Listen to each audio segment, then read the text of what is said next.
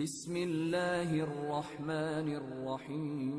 یہودی سنار اور مسلمان کاریگر کا واقعہ پرانے وقتوں کی بات ہے۔ ایک یہودی کے پاس ایک مسلمان جواہر ہیرے تراشنے کا کام کیا کرتا تھا، جو اپنے کام میں ہنرمند اور حد سے زیادہ ایماندار تھا۔ یہودی اس سنار کی کاریگر سے بے تحاشا نفع کمانے کے باوجود بھی اسے مناسب معاوضہ ادا نہ کیا کرتا تھا، جس کی وجہ سے وہ بمشکل اپنے گھر کی خرچہ پورا کرتا تھا۔ اس طرح کام کرتے کرتے اس نے عمر گزار دی اور وقت گزرتے ہی اس کی بیٹی جوان ہو گئی۔ وہ اپنے قلیل آمدنی میں سے کچھ بھی جمع نہ کر سکا۔ بیٹی کی شادی کے لیے سنار مسلمان نے یہودی سے کچھ رقم بطور ادھار مانگی۔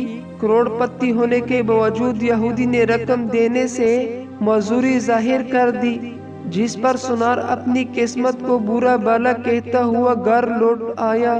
رقم ادھار نہ ملنے پر بیوی نے سخت ناراضگی اور طعنوں سے اسے استقبال کیا۔ پریشان حال بیچارہ ساری رات سوچتا رہا کہ بالآخر اب کیا ہوگا۔ دوسرے دن وہ دکان پر کام کے لیے نہ گیا۔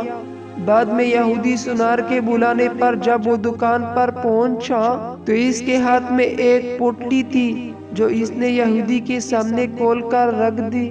اس میں پیش قیمت ہیرا دیکھ کر یہودی سوالیہ نگاہوں سے کاریگر سنار کی طرف دیکھنے لگا۔ کاریگر بولا، مالک یہ ہمارا خاندانی ہیرا ہے، اسے بیچنے کی اجازت نہیں۔ آپ اسے گروی رکھ کر مجھے کچھ رقم ادھار دے دیں، میں آپ کو رقم لوٹ کر اپنا ہیرا واپس لے لوں گا۔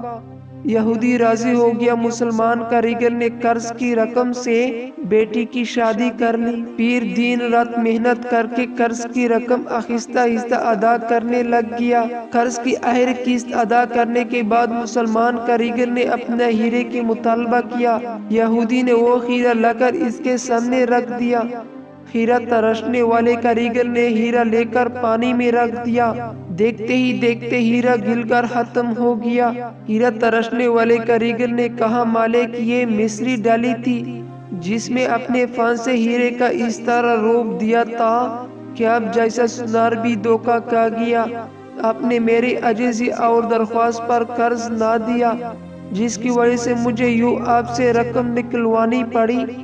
میں مسلمان ہوں، اس لیے بھگا نہیں۔ اب آپ کی پائی پائی ادا کر کے سرخرو ہو گیا۔